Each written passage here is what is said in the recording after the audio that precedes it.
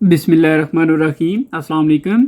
आज की इस वीडियो में हम एक्सरसाइज 6.5 कंप्लीट सॉल्व करेंगे और यह है जी 9th क्लास मैथमेटिक्स की बुक नेशनल बुक फाउंडेशन।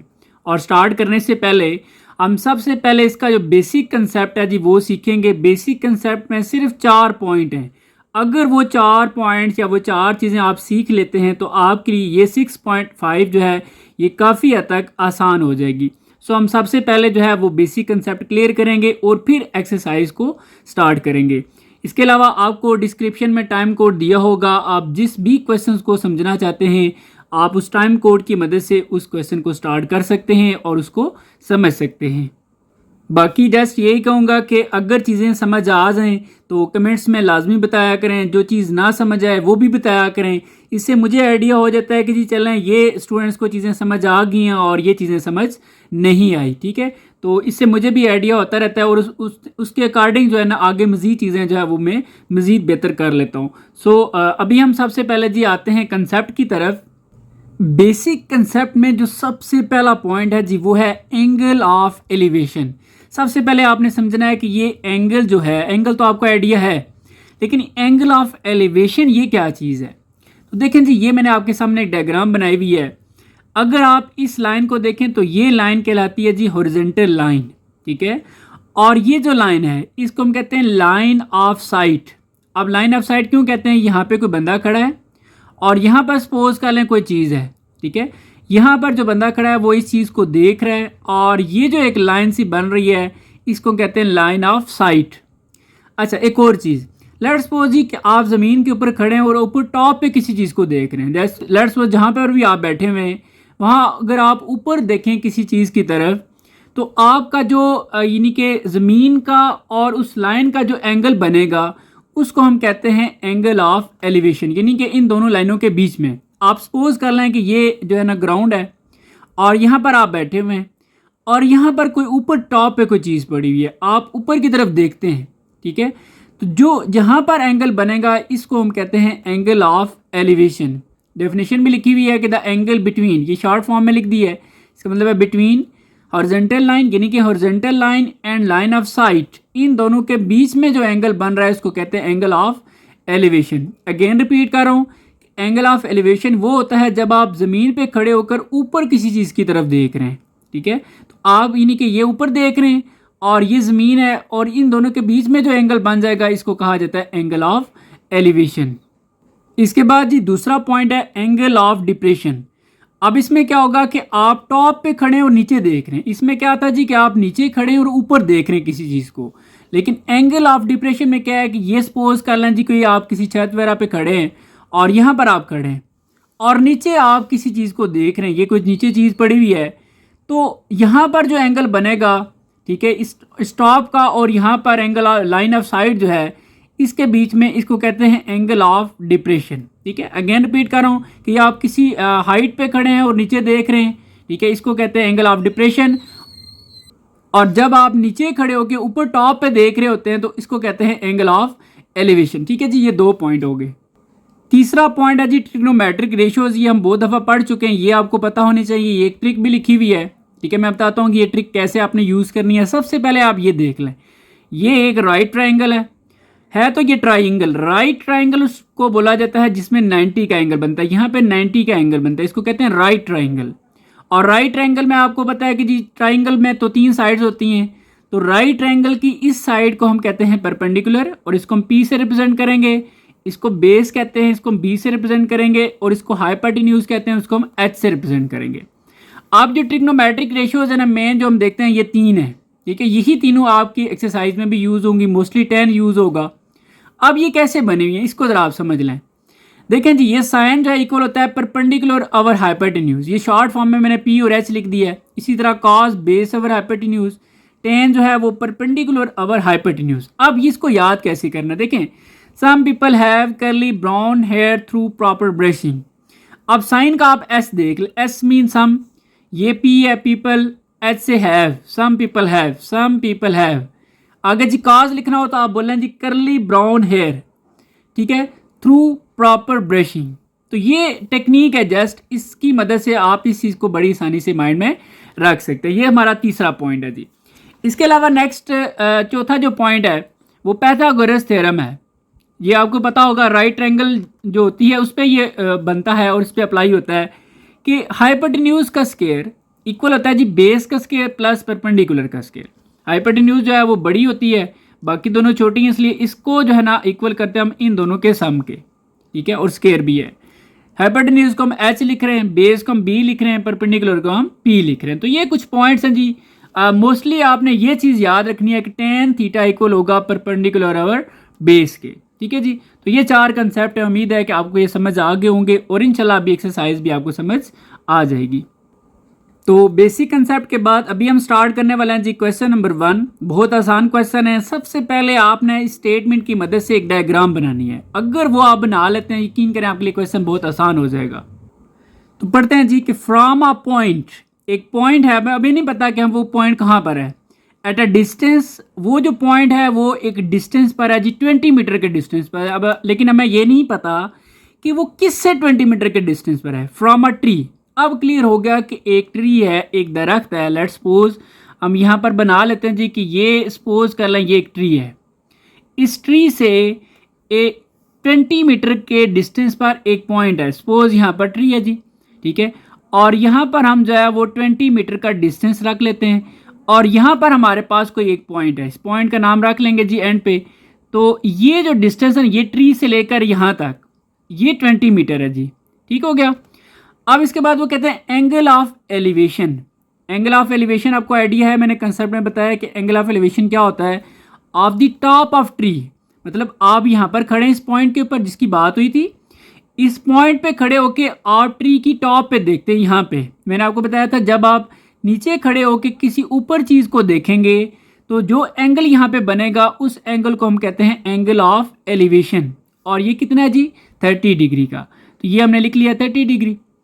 इसके बाद वो कहते हैं फाइंड हाइट ऑफ ट्री, यानी कि ये जो ट्री है इसकी हमने हाइट फाइंड करनी है। इसको हम h का नाम दे देते हैं और ये हमने फाइंड करनी है। तो देखें ये एक बेसिक सी डायग्राम बन गई है।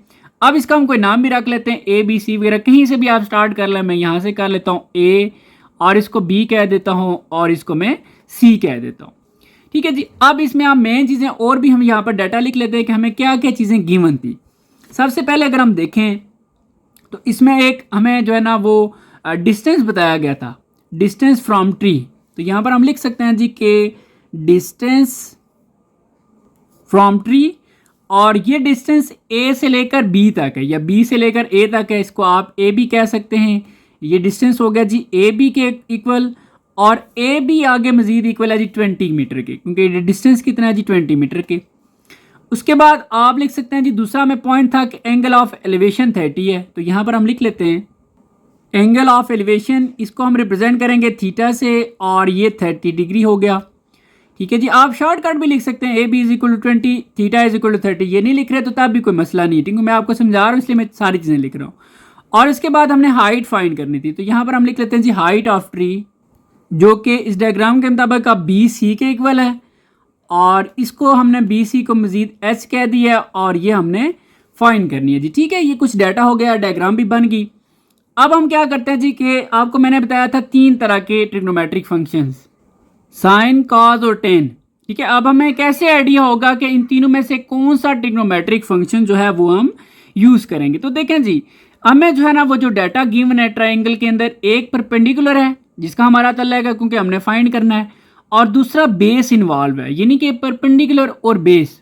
आप इन तीनों में देखें ऐसी कौन सा फंक्शन है जिसमें परपेंडिकुलर भी हो और बेस भी हो, तो वो है जी टेन थीटा। इसलिए हम ये टेन यूज़ करेंगे, ये दोनों यूज़ नहीं करेंगे, ठीक है, क्योंकि ये हमारे यहाँ पर काम के नहीं है।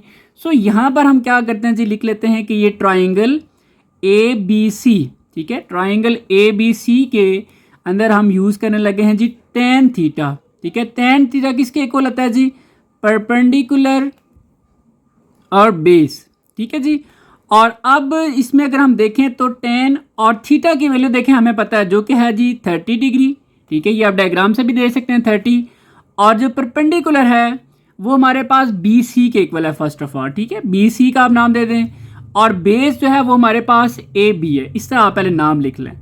इसके बाद फर्दर आप जो है वो 10 30 की वैल्यू कैलकुलेटर से चेक करें 10 और फिर 30 लिखें, पॉइंट्स में बेशक आंसर लें, कोई मसला नहीं, पॉइंट्स में आपका आंसर आ जाएगा जी 0.5773।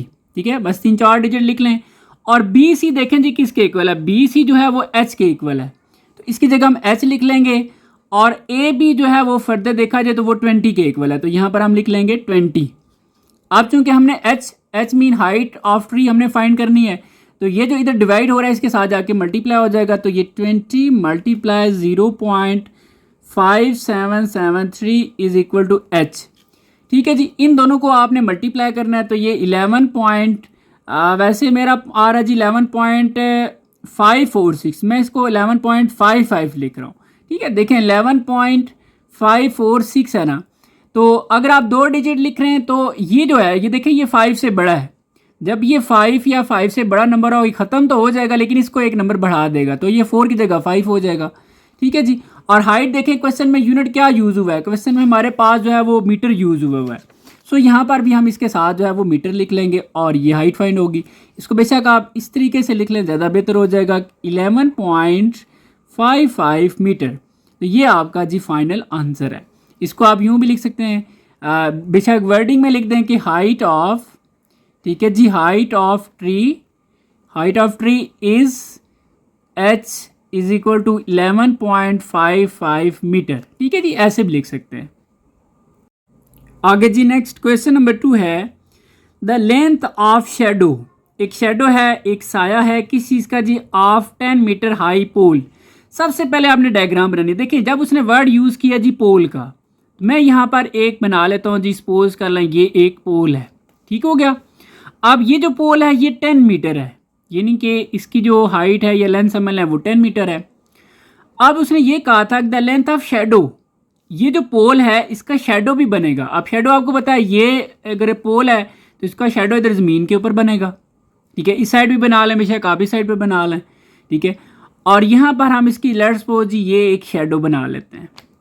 ठीक हो गया, और इसकी लेंथ भी आपको दी हुई है, द लेंथ ऑफ शेडो, ये तो बीच में उसने रेफरेंस दे दिया पोल का भी, नहीं तो the length of shadow is, ये लेंथ है बेसिकली, जो कि है 10√3 मीटर। ठीक हो गया, ये पोल था जो कि 10 मीटर का है, और इसका जो साया बन रहा है, शेडो बन रहा है, वो ज़मीन के ऊपर इस तरह बन रहा है, और जो इसकी लेंथ ये है। The angle of elevation, elevation आपको पता है ऐसा एंगल जो नीचे खड़े होकर आप ऊपर किसी चीज़ की तरफ देख रहे हैं। अब ऊपर कौन सी चीज़ है जी, सन है। अब लाजमी नहीं है कि सन यहाँ पर ही है और ये पोल है, सन कहीं पे भी ऊपर टॉप पे हो सकता है जी। सपोज कर लें कि यहाँ पर कहीं जो है वो सन है। ठीक है, हम जस्ट एक बना लेते हैं ताकि आपको आइडिया हो जाए, इसको हम सन कह देते हैं। इसकी तरफ आप यहाँ पर खड़े ना, ठीक है, तो यहाँ पर खड़े होकर आप उसको टॉप पे देख रहे हैं जी, तो ये जो है ना आप आगे जो है ना ये मज़ीद भी आ सकता है ऐसे। ठीक है, ये ऐसे हो सकता है, लेकिन हमारे काम के जो है वो यहाँ तक पॉइंट है, एक ट्रायंगल सी बन गई है। अब एक और पॉइंट, ये जो एंगल ऑफ एलिवेशन है ये हमने फाइंड करना है, इसको हम नाम दे देते हैं थीटा का, और ये हमने फाइंड करना है जी। ठीक है, ये बेसिक इन्फॉर्मेशन आ गई। अब इस ट्रायंगल का आप नाम दे दें। ठीक है जी, सिंपल, इसको ए कह दें, इसको बी पॉइंट कह दें और इसको सी कह दें। अब अगेन मैं आपसे पूछता हूँ कि यहाँ पर सबसे पहले चले हम डाटा भी लिख लेते हैं कि हमें सबसे पहले क्या गिवन था जी, लेंथ ऑफ शेडो, जो कि कितनी है जी, ये गिवन है। तो यहाँ पर हम लिखते हैं लेंथ ऑफ शेडो, और इस शेडो को हमने नाम दे दिया जी ए बी, इसको हम कह देंगे ए बी, और ये ए बी जो है वो इक्वल है 10√3 के, और मीटर बी।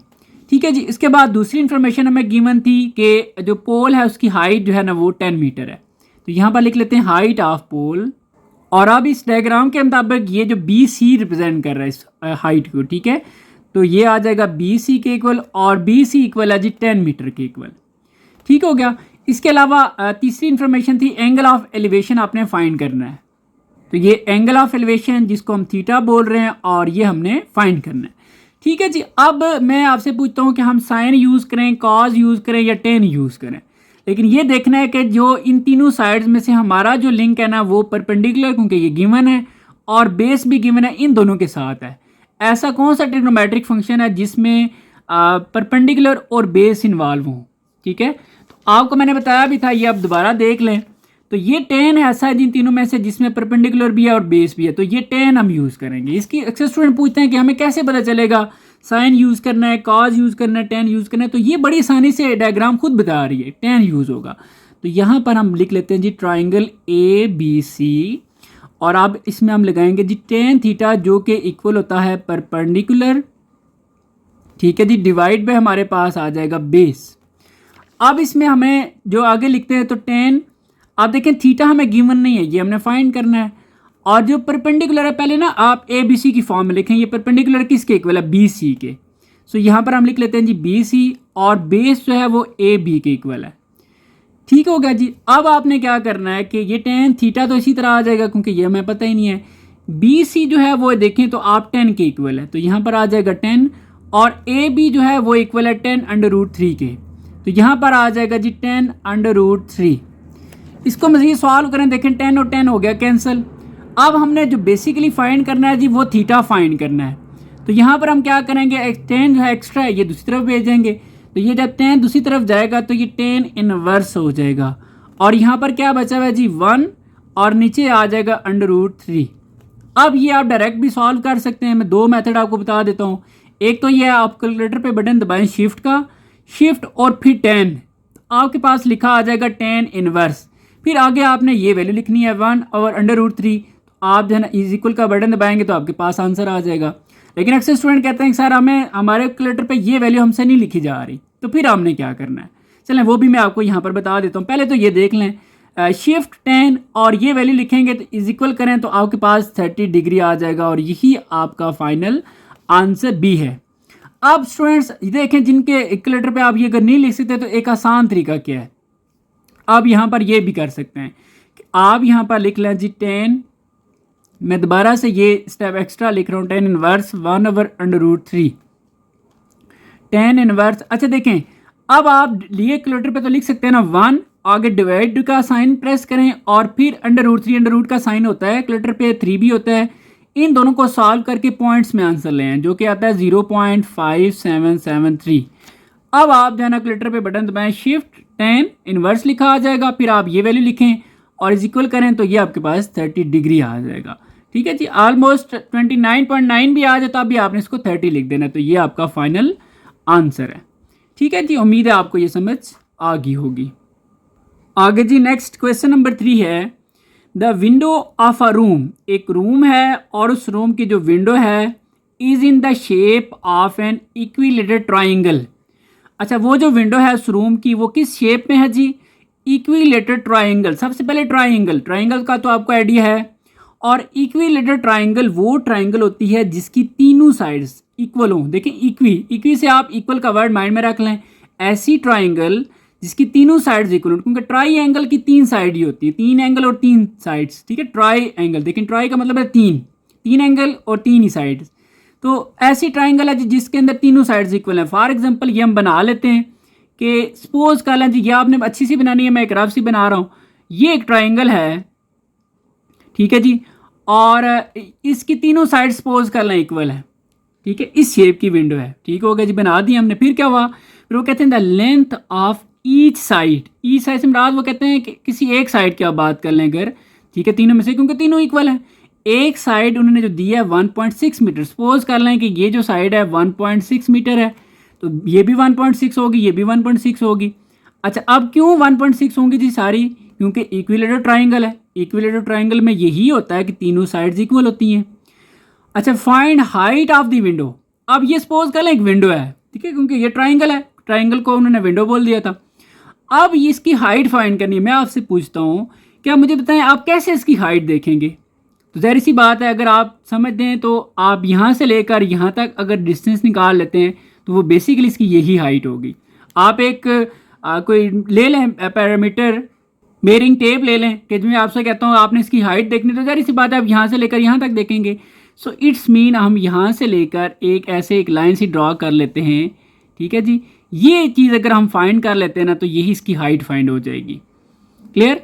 अब ये जो ड्रा हुआ है जी बिल्कुल यहाँ पर, तो ये इक्वल दोनों पार्ट्स में इसको कन्वर्ट कर रहा है, तो यहाँ पर एक 90 का एंगल बन रहा है क्योंकि ये बिल्कुल सीधा परपेंडिकुलर है। ठीक है, इसको आप गड़बड़ कर देंगे तो वो तो हाइट फिर गड़बड़ हो जाएगी, तो ये भी जो 90 का एंगल बन रहा है, दो ट्राइंगल बन गए, एक इधर और एक इधर। अच्छा, ये जो सारा डिस्टेंस है जी 1.6, ये यहाँ से लेकर यहाँ तक है। इसको अगर हम नाम भी दे दें ए बी सी और इस पॉइंट को हम कह देते हैं डी। ए से लेकर बी तक ये सारा जो डिस्टेंस है जी यहाँ से लेकर यहाँ तक ये 1.6 है। और अब इसके दो हिस्से बन चुके हैं। अब अगर आप 1.6 का हाफ करें तो आधा हिस्सा इधर चला जाएगा, आधा इधर से आ जाएगा। 1.6 को आप 2 पे डिवाइड कर लें, ठीक है, तो ये आपके पास आ जाएगा 0.8। तो ये 0.8 होगी साइड और ये वाली भी 0.8 होगी। क्लियर? अच्छा जी, अब हम क्या करते हैं, बेसिकली हमारा टारगेट है कि ये हाइट हमने देखनी है, इसको हम नाम दे देते हैं जी एच का, और ये हमने फाइंड करनी है। तो यहाँ पर कुछ डाटा भी लिख लेते हैं जो कि गिवन था। वो क्या था जी, सबसे पहले ये तो हमें शेप बताई गई थी। दूसरा यहाँ पे डाटा गिवन है कि the length of each side, ठीक है, इज 1.6। तो यहाँ पर लिखते हैं length of each side is equal to 1.6, ठीक है, और मीटर। बेशक इसको आप ए बी सी का नाम ना दें क्योंकि तीनों जो है वो इक्वल हैं, तो बस डायरेक्ट कह दें length of each side is equal to 1.6 metre.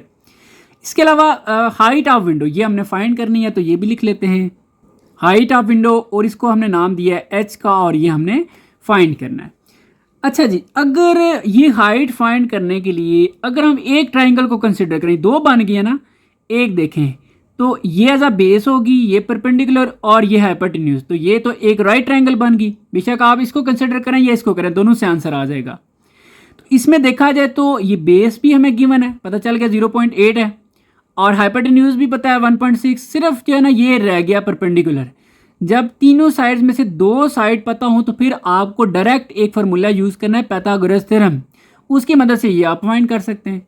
ये बहुत ही आसान है। तो यहाँ पर हम लिख लेते हैं बाय यूजिंग पाइथागोरस थ्योरम।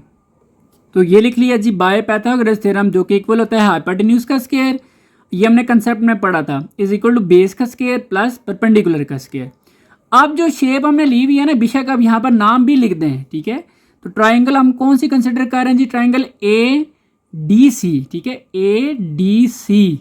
हमने ये छोटी वाली जो ट्राइंगल है ये कंसिडर की हुई है। इस ट्राइंगल के अंदर हमने पाइथागोरस थ्योरम यूज़ किया है, और अब इसका जो हाइपोटेन्यूज है वो इक्वल है 1.6 के। इससे भी पहले आप ना ए बी सी के नाम से क्लियर करें, ताकि क्लियर हो जाए कि ये वाला हाइपोटेन्यूज है, ये वाला है। ए सी जो है ना, इसकी बात हो रही है ए सी, ठीक है, और बेस जो है वो ए से लेकर डी तक बात हो रही है। ए डी का हो गया स्क्वायर, प्लस परपेंडिकुलर कौन सा जी, सी डी करें या डी सी करें, ये एक ही बात है, तो इसको हम सी डी लिख लेते हैं, और ये इसका स्क्वायर। अब आप इनकी वैल्यूज पुट करें, ए सी देखें कि इसके इक्वल है 1.6, तो ये 1.6 का आ जाएगा जी स्क्वायर इज इक्वल टू। अब ए डी देखें, ए डी जो है ए से लेकर डी तक ये 0.8 है, ये नहीं लिख देना, ये तो सारा है 0.6 है, यहाँ पर 0.6 नहीं सॉरी 0.8 है, और ये स्क्वायर प्लस। अब सी डी जो है वो एच के इक्वल है, और ये हमने फाइंड करना, बेशक ब्रैकेट में लिखें या ऐसे लिख दें, एक ही बात है। अब 1.6 का आप स्केल लें तो ये 2.56 आ जाएगा, और 0.8 का स्केल है तो 0.64 प्लस ये आ जाएगा एच का स्केल। क्योंकि हमने एच फाइंड करना है तो इसको हम जो है ना इधर ले आते हैं, तो इधर प्लस है क्योंकि कोई साइन नहीं है, प्लस का होता है, ये इधर आके माइनस हो जाएगा। तो ये 2.56 माइनस 0.64 इज इक्वल टू इधर आ जाएगा एच स्केयर। अब आप इसमें से ये वैल्यू माइनस कर लें तो ये 1.92 और इज इक्वल टू एच का स्केयर। अब स्केयर भी ख़त्म करना है, तो स्केयर को ख़त्म करने का एक तरीका है टेकिंग, यहाँ पर लिख लें taking square root on both side, ठीक है जी। तो ये 1.92 का भी हमने स्केयर रूट ले लिया, और ये एच स्केयर है इसका भी स्केयर रूट ले लिया। अब ये स्केयर और ये स्केयर रूट कैंसिल हो गया, यहाँ पर रह गया एच, और जब आप कैलकुलेटर पे लिखेंगे √ 1.92 तो ये आपके पास आ जाएगा वैसे 385 आ रहा है, मैं इसको 39 लिख रहा हूँ, मैं आपको बता भी देता हूँ, ठीक है। और 7 यूनिट जो क्वेश्चन में यूज़ हुआ है देख लें, मीटर यूज़ हुआ है, हमने मीटर लिख लिया। इसको आप यूँ भी लिख सकते हैं, एच को इधर लिख लें, इसको इधर लिख लें, ठीक है, 1.39 मीटर। जो चीज़ हम फाइंड कर रहे थे हम कोशिश करते हैं हम इस साइड पर उसको लिख लें, बाकी ये भी ठीक है, ये भी ठीक है, ये आपकी चॉइस है। और ये आपका फाइनल जो है वो आंसर है। अच्छा एक लॉजिक बता दूँ कि यहाँ पर आंसर मेरा जो कैलकुलेटर पे आ रहा है 1.385 आ रहा है। अब मैं 2 डिजिट लिख रहा हूँ, तो ये देखें ये 5 या 5 से अगर बड़ा हो रहा है इसको आप ख़त्म तो कर दें, लेकिन ये ख़त्म होते होते इसको एक नंबर बढ़ा देगा, 8 की जगह 9 कर लें, ठीक है। इसको आप यूँ भी लिख सकते हैं कि हाइट ऑफ विंडो, क्योंकि बेसिकली हम फाइंड क्या कर रहे थे, ये एच क्या चीज़ है, हाइट ऑफ विंडो, जो कि इक्वल है एच के, और ये इक्वल है 1.39 मीटर के। तो ये भी आपका जो है वो आंसर हो सकता है। आगे जी नेक्स्ट क्वेश्चन नंबर 4 है, द हाइट ऑफ स्लाइड, एक स्लाइड है जी, ठीक है, इन अ चिल्ड्रन पार्क। ये स्लाइड कहाँ पर है? चिल्ड्रन पार्क में, और इस स्लाइड की जो हाइट है वो 5 मीटर है। अब लेट्स सपोज स्लाइड जो है ना वो कुछ यूँ होती है इस तरीके से, ठीक है, ये एक स्लाइड है जी, ऐसे बनी हुई है। अब इस स्लाइड की अगर हाइट देखेंगे तो हाइट यहाँ से ऐसे नहीं होगी, हाइट जो है ना ये टॉप से लेकर ज़मीन तक। तो ये हम सपोज कर लेते हैं जी कि यहाँ तक ये नीचे ग्राउंड है, और इसको हम यूँ बना लेते हैं जी ऐसे, और ये अटैच कर लेते हैं, ये स्लाइड होगी, और यहाँ से लेकर यहाँ तक ये आपकी हाइट है। और हाइट कितनी गिवन है जी? 5 मीटर।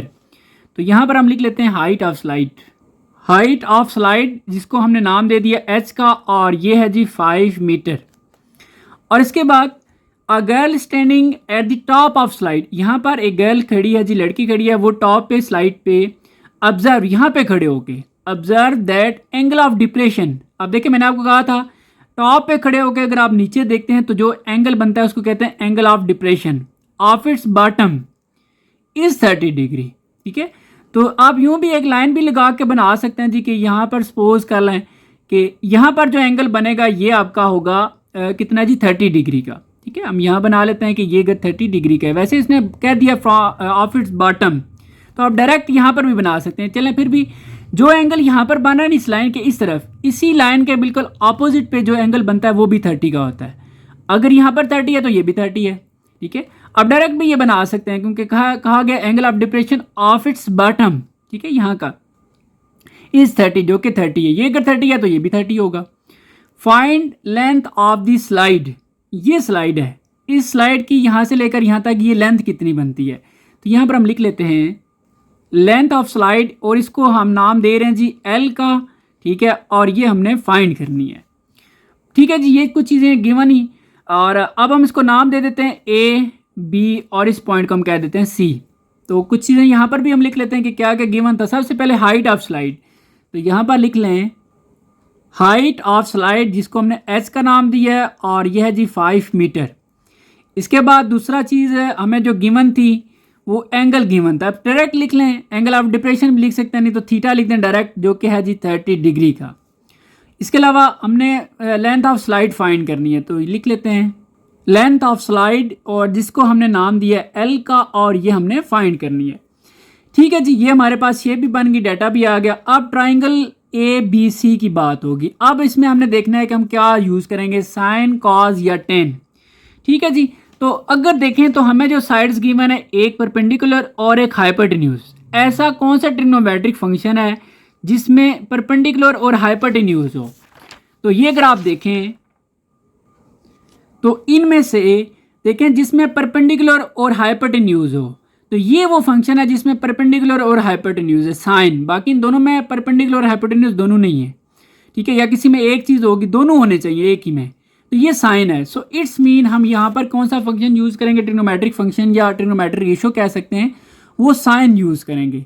तो यहाँ पर हम लिख लेते हैं जी साइन थीटा, जो कि इक्वल होता है परपेंडिकुलर, ठीक है, डिवाइड बाय आपके पास आ जाएगा हाइपोटेन्यूज, ठीक है जी, हाइपोटेन्यूज। अब आपने देखना है जी साइन, ये लिखा साइन। आप थीटा देखें आपको गिवन है जो कि कितना है 30 डिग्री का, तो ये आप लिख दें 30 डिग्री। आप परपेंडिकुलर पहले ए बी सी की फॉर्म में लिखें, परपेंडिकुलर जो है वो बी सी के इक्वल है, तो यहाँ पर हमने लिख लिया जी B C divide by hypotenuse. देखें तो ए से लेकर सी तक ये हाइपोटेन्यूज है, हाइपोटेन्यूज ए सी हो गया। अब इसमें आप क्या करें जी, साथ कैलकुलेटर उठाएं, वहाँ पर आप देखें कि साइन 30 किसके इक्वल है, तो साइन 30 पॉइंट्स में जो आपका आंसर आ रहा है 0.5 आ जाएगा। और जो बी सी है, देखें बी सी किसके इक्वल है, बी सी जो है वो आपके पास इक्वल है जी 5 के, या आप पहले ना एच लिख लें, ठीक है, क्योंकि बी सी को हमने एच का नाम दिया है और ए सी को हमने नाम दिया है एल का, ठीक है जी। तो यहाँ पर हम ए सी की जगह लिख लेते हैं एल। अब इनकी हम वैल्यूज पुट कर लेते हैं।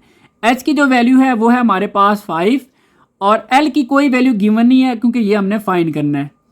आप देखें जो चीज़ हमने फाइंड करनी है इसको हम इधर ले आते हैं, इसको हम इधर ले आते हैं, तो ये हो सकता है ये इधर डिवाइड हो रहा है, इधर आ जाएगा मल्टीप्लाई, और ये इधर आ जाता है, तो यहाँ पर एल आ जाएगा और ये 5 डिवाइड बाय 0.5 आ जाएगा। अब सिंपली आपने कैलकुलेटर मदद से दोनों को डिवाइड करना है, तो ये आपके पास आ जाएगा 10 मीटर, ठीक है जी, 10 आएगा। आप बाकी क्वेश्चन में देखें मीटर यूज हुआ है यूनिट, तो आप साथ लाजमी यूनिट भी लिख दें। तो ये आपके पास आगे जी लेंथ। अब बेसिकली हम फाइंड क्या कर रहे थे, लेंथ ऑफ स्लाइड। इसको आप लिख भी दें बेशक, ऐसे वर्डिंग में लिख दें कि ये लेंथ ऑफ स्लाइड जो है जो कि एल के इक्वल थी और ये है 10 मीटर के। ठीक है जी, तो ये आपका आंसर है। इस तरह लिख दें तो तब भी ठीक है। तो यही आपका फाइनल आंसर है।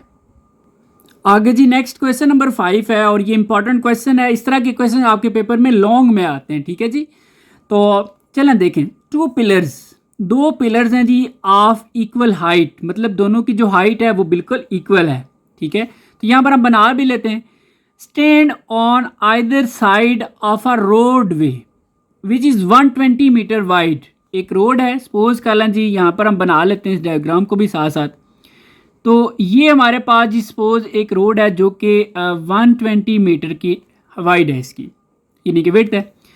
अब जो दो पिलर है ना ऑफ इक्वल हाइट, दोनों की हाइट इक्वल है, stand on either side of a roadway, मतलब एक ही साइड पर होगा और एक ही साइड पर होगा, दोनों की हाइट इक्वल है। सपोज कर लेते हैं जी कि एक पिलर हम यहाँ पे बना लेते हैं। ठीक है, आपने अच्छा सा बनाना है, मैं थोड़ा सा रफ ही बना रहा हूँ। और ये जो दूसरा पिलर है जी ये भी आपका यहाँ पर है, दोनों की हाइट जो है ना वो इक्वल है।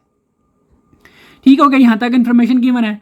फिर वो कहता है जी एट अ पॉइंट, एक पॉइंट है जी ऑन द रोड, इस रोड के ऊपर पॉइंट है बिटवीन पिलर्स, इन पिलर्स के बीच में। अब हमें ये नहीं पता कि वो पॉइंट कहाँ पर है, इधर है या कहाँ पर है, लेकिन उसने एक पॉइंट का जिक्र किया है। वो कहता है the angle of elevation of the pillar are 60 and 30। उस पॉइंट से अब सपोज कर लेते हैं, अभी हमें क्लियर नहीं है लेकिन अंदाजे से ये सपोज कर लेते हैं जी कि ये एक पॉइंट है। ठीक है, यहाँ पर कहीं कर लेते हैं, ये एक पॉइंट है जिसकी बात हुई है, एट अ पॉइंट।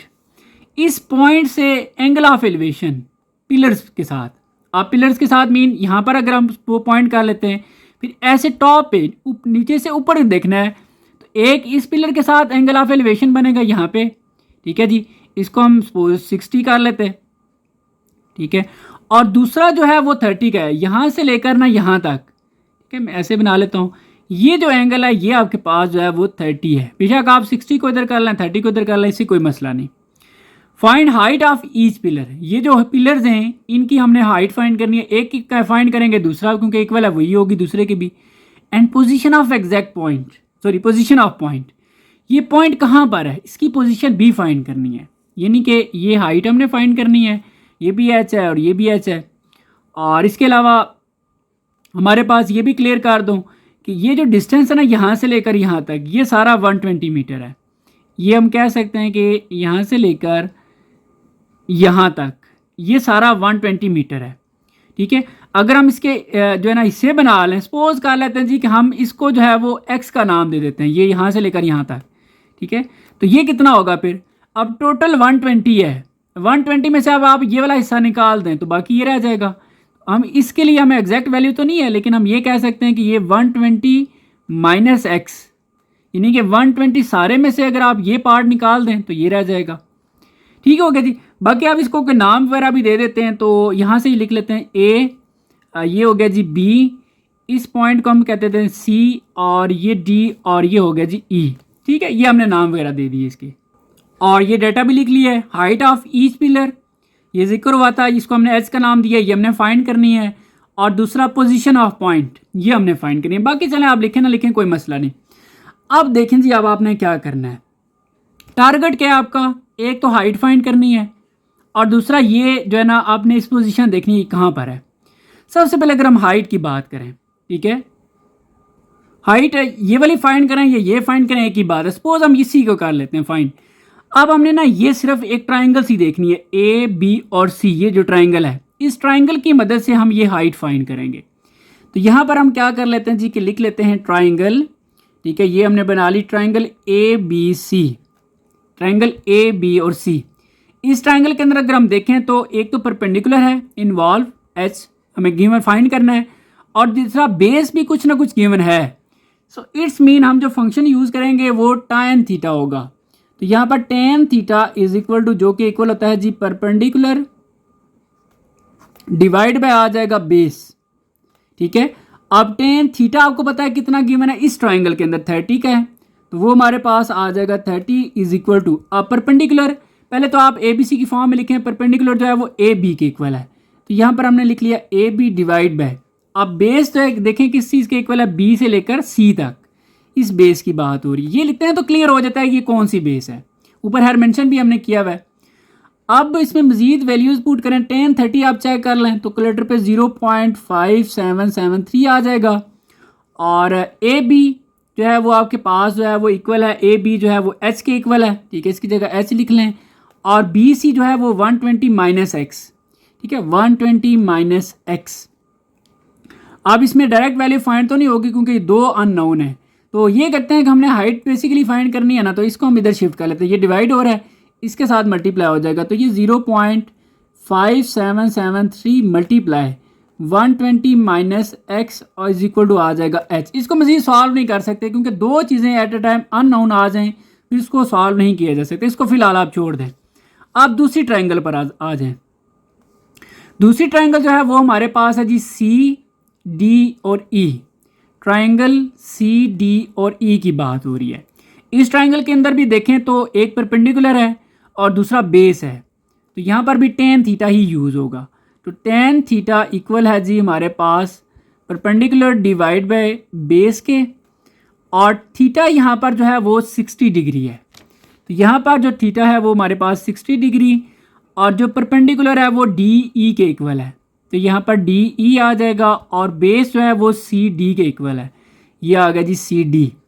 अब tan 60 चेक करें तो ये ऑलमोस्ट 1.7320 आ रहा है, और डी ई बस 3-4 पॉइंट्स लिख लिया करें, ठीक है, और डी ई जो इक्वल है जी वो एच के इक्वल है। पहले तो सबसे पहले हम इसको एच का नाम देंगे, और सी डी जो है वो एक्स के इक्वल है। इसमें भी दो चीज़ें हमें नहीं पता, एक्स भी नहीं पता एच भी नहीं पता, एच तो हमने फाइंड करना है, इसको ना अलग कर लेते हैं, ये इधर आके मल्टीप्लाई हो जाएगा क्योंकि इधर डिवाइड हो रहा है, तो ये 1.7320 X is equal to H. देखा जाए तो ये भी एच के इक्वल आ रहा है, ये भी आ रहा है, तो यहाँ पर ये ऑप्शन बनता है हमारे पास, इसको 1 का नाम दें, इसको 2 का नाम दें, दोनों को ना इक्वेट कर लें, मतलब देखें इनकी राइट हैंड साइड ये भी एच है ये भी एच है, अगर ये दोनों इक्वल हैं तो it's mean left hand side भी इक्वल होंगी। तो यहाँ पर हम लिखते हैं जी कि इक्वेटिंग, ठीक है, मतलब इक्वल्स कर रहे हैं हम, इक्वेटिंग इक्वेशन 1 एंड 2, अगर इनकी राइट हैंड साइड्स इक्वल हैं तो लेफ्ट हैंड साइड भी इक्वल होंगी।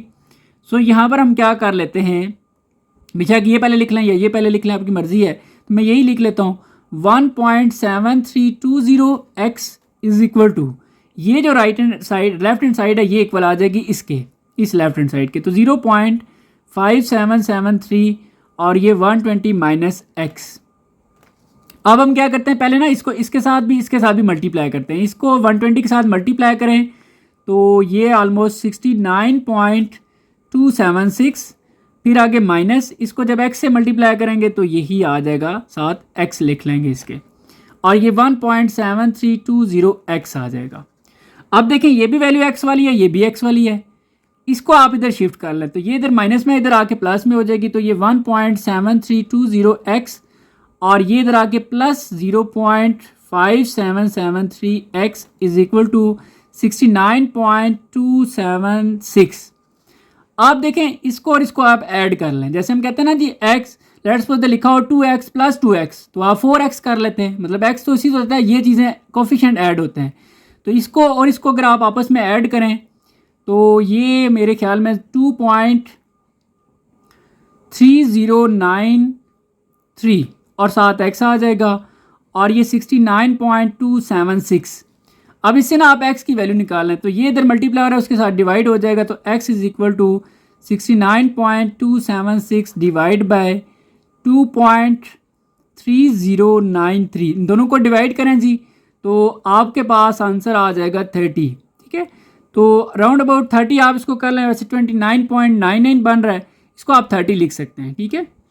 तो ये x का आंसर है। अब ये x क्या चीज़ है, ये हमारा बेसिकली एक आंसर आ चुका है। अब कैसे आप सोच रहे होंगे ये कौन सा आंसर है, देखें जी x हमने नाम दिया था इस चीज़ को, और अब हम ये कैसे, अब हमें ये डिस्टेंस पता चल गया c से लेकर d तक या d से लेकर c तक डिस्टेंस कितना है, वो 30 है।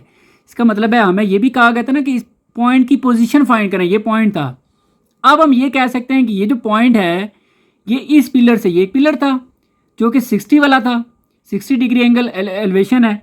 तो हम कह सकते हैं कि ये जो पॉइंट है ये इस पिलर से 30 मीटर के डिस्टेंस पर है, वो पिलर जो जिसके साथ एंगल ऑफ एलिवेशन 60 डिग्री का बन रहा है। तो ये पॉइंट मैं आपको लिख कर बताता हूँ। तो ये देखें लिखा जी, द पॉइंट, जिस पॉइंट की बात थी जो हमने फाइंड करना था, the point on the road is 30 metre from the base of the pillar. Pillar के बेस से 30 मीटर के डिस्टेंस पर है। कौन सा pillar? At the 60 degree angle of elevation. उम्मीद है कि अब आपको ये समझ आ गया होगा कि ये जो पॉइंट है, जो कि हमने पोजीशन देखनी थी, इसकी पोजीशन अब हमें क्लियर हो गई है कि ये पोजीशन है जी 30 मीटर के जो है ना इस पिलर की बेस से यहाँ से लेकर यहाँ तक 30 मीटर के डिस्टेंस पर है। कौन सा पिलर?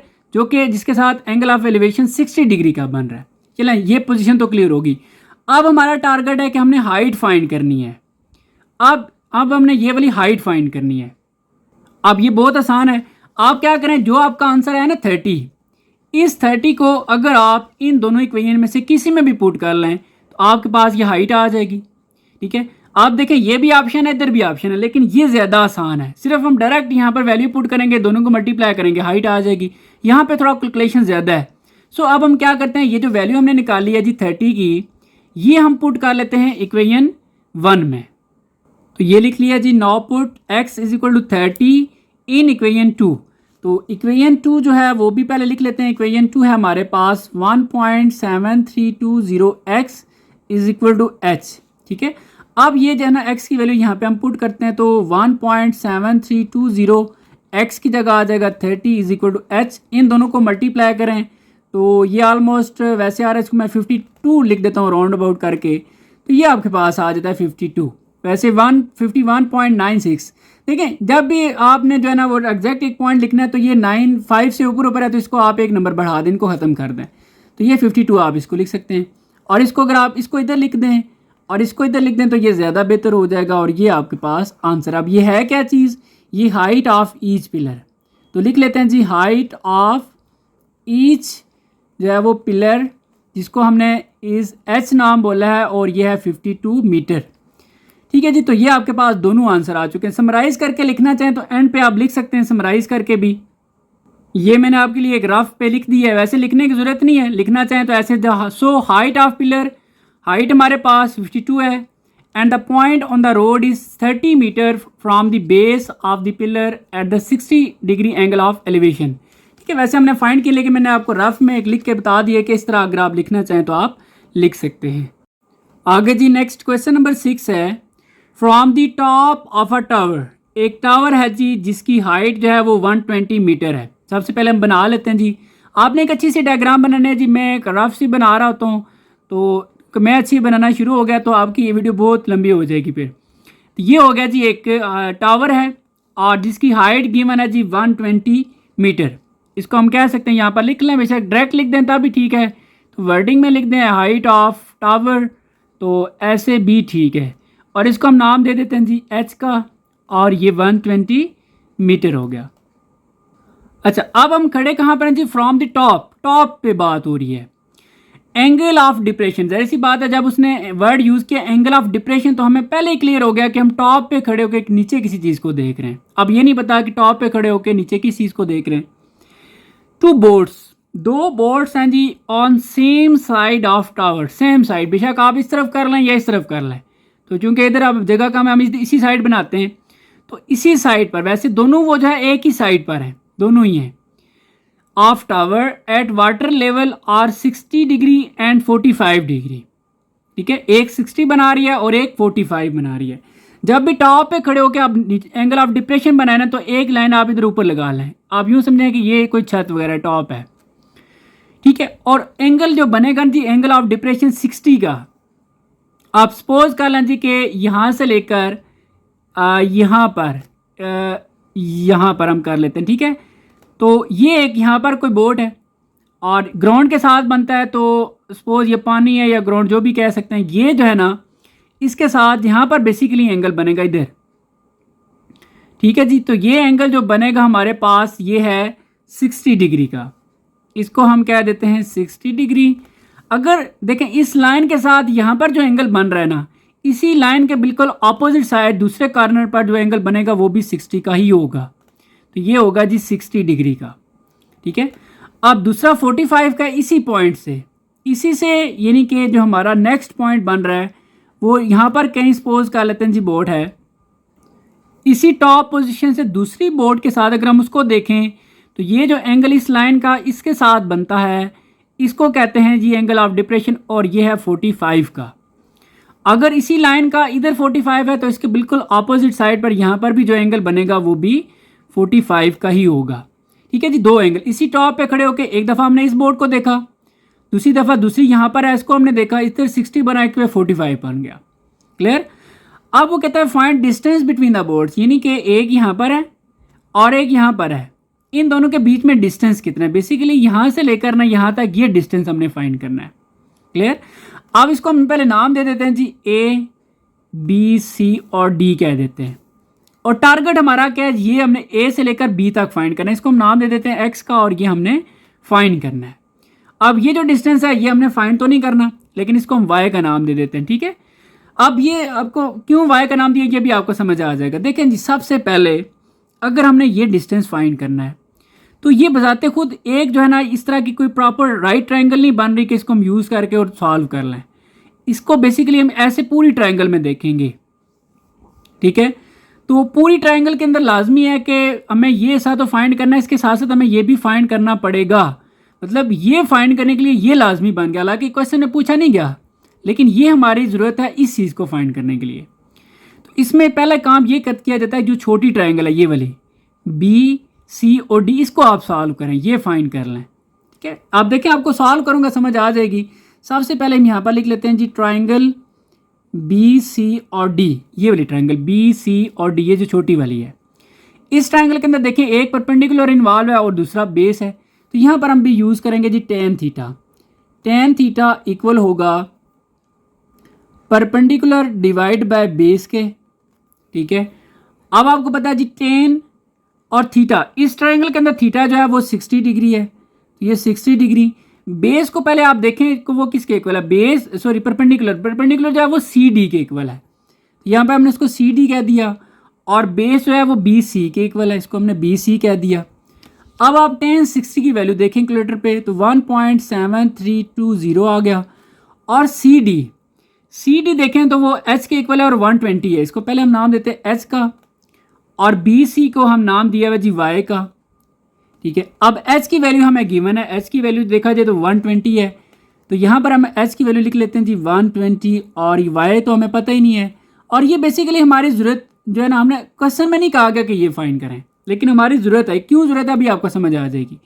अब इसको इधर शिफ्ट कर लें, इसको इधर शिफ्ट कर लें, तो y is equal to 120 divide by 1.7320 आ जाएगा। इन दोनों को डिवाइड करें 69.28, क्योंकि क्वेश्चन में यूनिट यूज़ हुआ है जी मीटर का, तो इसके साथ भी आप मीटर लिख लें। अब ये हमने फाइंड तो कर लिया, लेकिन ये हमारा टारगेट नहीं है बेसिकली। अब देखते हैं जी नेक्स्ट जो दूसरी हमारे पास ट्रायंगल बन रही है ए सी डी। अब पूरी ट्रायंगल हमने कंसिडर कर लिया है, ट्रायंगल ए सी डी। इसी ट्रायंगल के अंदर हमने ये चीज़ फाइंड करनी है। अब इसमें भी क्योंकि बेस परपेंडिकुलर और बेस है वो इन्वॉल्व है, सो यहाँ पर भी हम tan theta is equal to use करेंगे जी परपेंडिकुलर डिवाइड बाय बेस।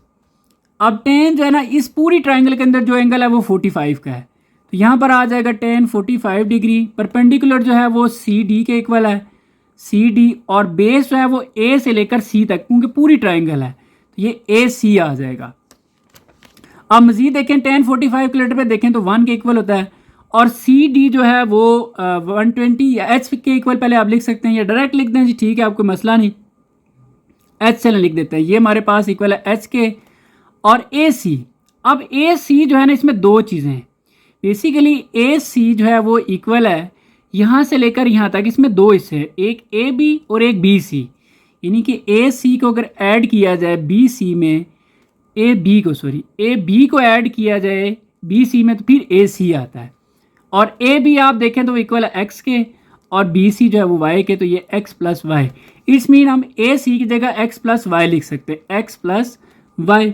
अब इनकी वैल्यूज पुट करें, एच की वैल्यू हमारे पास 120 है और एक्स इसी तरह आ जाएगा। अब वाई हमें गिवन पता चल गया था, ये देखें अब ज़रूरत पड़ी ना हमें वाई की, y जो है वो हमारे पास हमने फाइंड कर लिया 69.28, ये 69.28। अगर ये y ना होता तो ये x हम फाइंड ना कर सकते, ठीक है। तो ये रीज़न थी कि हम y को क्यों फाइंड किया। आप इधर आप 1 लिख लें, ये इधर डिवाइड हो रहा है, इसके साथ मल्टीप्लाई होगा, ये सारा जब 1 के साथ मल्टीप्लाई होगा तो यही आ जाएगा, क्योंकि 1 से कोई भी चीज़ मल्टीप्लाई होती है तो वही चीज़ आ जाती है। ये हो गया जी 120। अब चूँकि बेसिकली आपने x फाइंड करना है, क्योंकि x जो है वो हमारा डिस्टेंस है दोनों बोर्ड्स के बीच में, तो यही हमने हमारा टारगेट भी है। तो ये इधर प्लस हो रहा है, उधर जाके माइनस हो जाएगा, तो ये 120 माइनस 69.28। अब इसमें से ये अगर आप माइनस कर लें तो ये 50.7 और यूनिट इसका यूज़ हुआ है जी मीटर। क्वेश्चन में मीटर था, मीटर लिख लें, ये आपका आंसर है। इसको आप वर्डिंग में लिखना चाहें तो तब भी आप लिख सकते हैं जी ऐसे कि डिस्टेंस बिटवीन, ये बिटवीन के लिए वर्ड यूज़ करें, आप बेशक प्रॉपर स्पेलिंग लिख लिया करें, डिस्टेंस बिटवीन टू, ऐसे लिखते हैं फिर भी ठीक है, कोई मसला नहीं, ठीक है। Distance between two boats is x equal है और ये 50.7 मीटर के इक्वल है, ठीक है जी। तो ये आपका क्वेश्चन सॉल्व हो गया। आगे जी नेक्स्ट क्वेश्चन नंबर 7 है, टू मैन, तो दो बंदे हैं जी, on opposite sides of a tree, एक ट्री है, एक दरख्त है, दरख्त के अपोजिट साइड पे खड़े हैं, एक इस तरफ कर लें एक इस तरफ कर लें, और इन अ लाइन, और लाइन बिल्कुल एक ही है उनकी विद इट, ठीक है। सपोज कर लेते हैं जी कि ये हमारे पास एक ट्री है, ठीक है, और इस ट्री के बिल्कुल एक ही साइड पर और एक ही साइड पर बंदा खड़ा है, क्योंकि टू मैन है, ऑन अपोजिट साइड्स, एक इस तरफ और एक इस तरफ। तो सपोज कर, अच्छा इन लाइन विद इट, ये लाइन भी है जी प्रॉपर, सपोज ये हमने एक लाइन ड्रॉ कर ली और एक यहाँ पर बंदा खड़ा है जी और एक यहाँ पर खड़ा है, ठीक है। इसको हम नाम दे देते हैं ए का और इसको हम कह देते हैं ये बी। एक बंदे का नाम है ए और एक का नाम है बी और ये हमारे पास ट्री है, ठीक हो गया। दे ऑब्जर्व दैट, वो ऑब्जर्व कर रहे हैं एंगल ऑफ एलिवेशन, इसका मतलब है नीचे खड़े हैं तो ऊपर देख रहे हैं, तब भी तो एंगल ऑफ एलिवेशन बनेगा, of the top of tree. अब ये जो ट्री है इसकी टॉप पे देखते हैं, एक देखता है तो 30 बनता है और एक दूसरा देख रहा है तो 60 बन रहा है, ठीक है, एक का 30 और एक का 60। तो सपोज कर लें जी एक बंदा जब यहाँ पर देखेगा, ठीक है, तो इसका जो एंगल बन रहा है वो 30 है, बेशक आप इस तरफ 30 कर लें तब भी ठीक है, आपकी मर्जी है, इसमें कोई मसला नहीं, और दूसरा 60 है जी। एक जो है ना वो इस टॉप पे, ट्री के टॉप पे देख रहा है, तो यहाँ पे जो एंगल बन रहा है वो 60 का है। मैं अगेन रिपीट कर रहा हूँ, आप ये चेंज भी कर सकते हैं। द हाइट ऑफ ट्री, ये जो ट्री है ना इसकी हाइट हमने फाइंड करनी है, अच्छा नहीं गिवन है बल्कि, the height of tree is 15 metre, तो हाइट को हम h कह देते हैं और ये हमारे पास है जी 15 metre. Find distance between the men, इसका मतलब है ए से लेकर बी तक इन दोनों के बीच में डिस्टेंस कितना है ये हमने फाइंड करना है, ये हमारा टारगेट है जी बेसिकली, ठीक है। अच्छा देखें डिस्टेंस जो है ना, लेट्स सपोज ए बी, इसको तो हमने कह दिया, इसको हम सी कह देते हैं, इसको हम डी कह देते हैं, ठीक है। इसके दो हिस्से बन गए, हम क्या करते हैं जी ना, इसको कह देते हैं x और इसको हम कह देते हैं y, यानी कि अगर हमारे पास x का आंसर आ जाए और y का आंसर आ जाए, दोनों को ऐड कर लें तो ये सारा डिस्टेंस पता चल जाएगा। अब हमारा टारगेट है x और y फाइंड करना, तो ये जो सारा है ना हमारा जो असल टारगेट है ना वो हमारे पास x प्लस y है, ये हमने बेसिकली फाइंड करना है। अब हम क्या कहते हैं, देखें दो ट्राइंगल बन गए हैं, हम अलग अलग जो है ना वो इस ट्राइंगल को सॉल्व करेंगे, इसको सॉल्व करेंगे, x का आंसर आ जाएगा, y आ जाएगा, दोनों को ऐड कर लेंगे। तो यहाँ पर हम लिखते हैं जी ट्राइंगल, सबसे पहले ए सी डी या ए डी सी कर लें, ठीक है, जो भी ये करते हैं, मैं ए सी डी कर लेता हूँ। इस ट्राइंगल के अंदर देखें तो एक तो परपेंडिकुलर है, दूसरा बेस है, so it's mean tan use होगा। तो यहाँ पर हम लिख लेते हैं जी tan theta is equal to perpendicular divide by base. अब tan थीटा जो है ना वो इस ट्राइंगल की अगर हम बात करें तो वो 60 डिग्री है, तो ये हमने कर लिया जी 60 डिग्री। और परपेंडिकुलर पहले ए बी सी की फॉर्म में लिखे हैं, परपेंडिकुलर सी डी के इक्वल है और बेस जो है वो ए डी के इक्वल है। मज़ीद tan 60 कैलकुलेटर पे चेक करें तो 1.7320 और सी डी जो है सी डी ये इक्वल है एच के, इसको पहले हमने लिख दिया एच, और ए डी जो है वो इक्वल है एक्स के, इसको हमने नाम दे दिया एक्स का। फिर एच जो है वो भी हमें गिवन है, आप देखें वो 15 है और डिवाइड बाय एक्स, और ये 1.7320, एक्स हमने फाइंड करना है, एक्स को इधर लें इसको इधर लें, तो ये X is equal to 15 divide by 1.7320। आप दोनों को आप डिवाइड कर लें जी, तो ये 8.66, क्योंकि क्वेश्चन में यूनिट जो है यूज़ हुआ है मीटर का, तो मीटर लिख लें। ये एक्स फाइंड हो गया। अब आप वाई की तरफ आएँ, ये वाई आप फाइंड करें। अब वाई के लिए जो है ये ट्राइंगल दूसरी बन रही है, बी सी डी कर लें, ट्राइंगल बी सी और डी। इस ट्राइंगल के अंदर भी देखा जाए तो एक परपेंडिकुलर है और बेस है, तो टेन ही यूज़ होगा जी, क्योंकि टेन ही इक्वल होता है परपेंडिकुलर और बेस के। तो परपेंडिकुलर डिवाइड बाय बेस, ये कंसेप्ट मैंने बड़ी डिटेल से बताया बच्चों को शुरू के क्वेश्चंस में कि कैसे पता चल रहा है कि टेन यूज़ करें, क्योंकि परपेंडिकुलर और बेस इन्वॉल्व है, तो ऐसा फंक्शन टेन ही है जिसमें परपेंडिकुलर और बेस होती है। अब टेन थीटा, थीटा इसके अंदर 30 का है, तो ये 30 डिग्री। परपेंडिकुलर जो है वो सी डी के इक्वल है, बेस जो है वो बी डी के इक्वल है, डी बी भी कह सकते हैं, बी डी कह सकते हैं, जो भी आप कह दें, ठीक है। बेशक डायरेक्ट भी आप वैल्यूज लिख सकते हैं, लेकिन ये एक प्रॉपर वे हो जाता है जिससे गलती के चांसेस नहीं रहते। अब 1030 जो है वो 0.5773 के इक्वल है। बी डी जो है वो इक्वल है जी, सॉरी सी डी इक्वल है एच के, ठीक है, इसको मैं कह रहा हूँ एच, और बी डी जो है वो इक्वल है वाई के, तो ये आ जाएगा वाई। अब इसमें हमें एच गिवन है जो कि हमारे पास है जी 15, वाई हमें नहीं पता, ये 0.5773, वाई को आप इधर लें, इसको इधर लें, तो Y is equal to 15 divide by 0.5773। इन दोनों को आप डिवाइड करें तो ये 25.98 आ रहा है जी, ठीक है। अब बेसिकली हमने टारगेट जो था ना वो हमारा टोटल जो है ना वो डिस्टेंस देखना है इस बंदे और इस बंदे के बीच में, ए और बी के बीच में। तो एक्स भी हमें पता है, वाई भी पता है, दोनों को ऐड कर लें तो टोटल डिस्टेंस आ जाएगा, यानी कि डिस्टेंस बिटवीन टू मैन जो कि इक्वल है एक्स प्लस वाई के। एक्स की वैल्यू हमारे पास है जी 8.66 और वाई की है जी 25.98।